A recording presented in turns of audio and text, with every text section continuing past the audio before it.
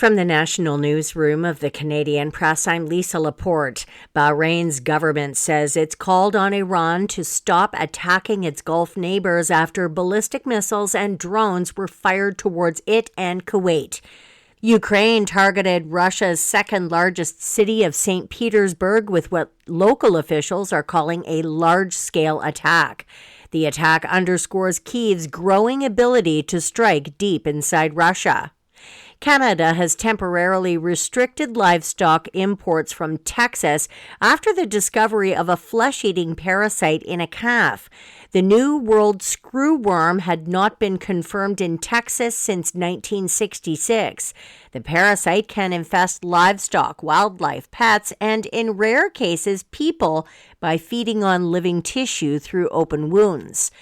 Sunwing Vacations Group says it will indefinitely suspend operations in Cuba as the island country grapples with an increasingly desperate fuel shortage. The WestJet subsidiary says the move extends a decision in April to halt all Sunwing Vacations and WestJet Vacations trips to Cuba through October. The suspension affects all bookings to the island, with Sunwing Vacations, WestJet Vacations, and WestJet Vacations Quebec. Customers with existing bookings will have the option to rebook to a different destination or cancel for a full refund. Brenda Molina Navidad, The Canadian Press.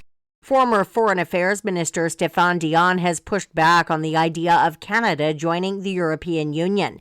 Dion told the Senate Foreign Affairs Committee this week joining the EU would mean giving up sovereignty before having internal fights. Governments, federal and provincial, decentralized federation, we never agreed about which one will send its power to Brussels.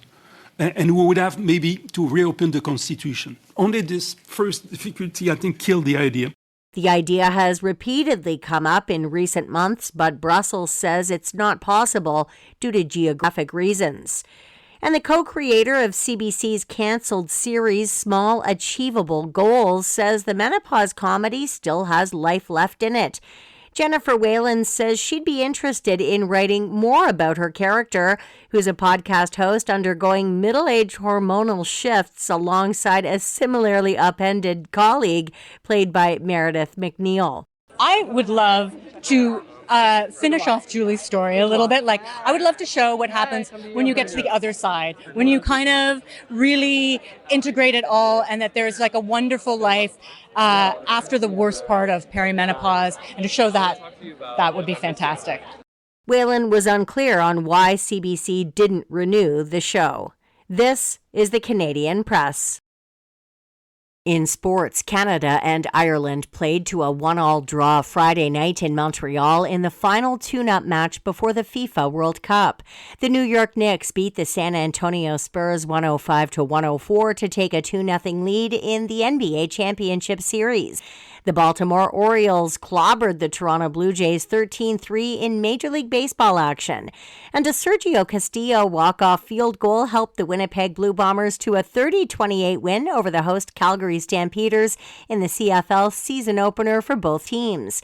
Blue Bombers' Zach Calero says his team managed the seesaw battle and its changing wind conditions well. The conditions were crazy. The wind was nuts pretty much the entire game. I thought we did a good job of handling that in all three phases and playing high IQ football.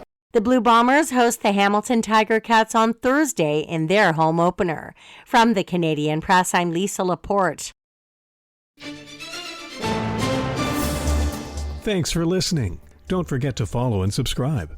For more of today's top stories, visit thecanadianpressnews.ca.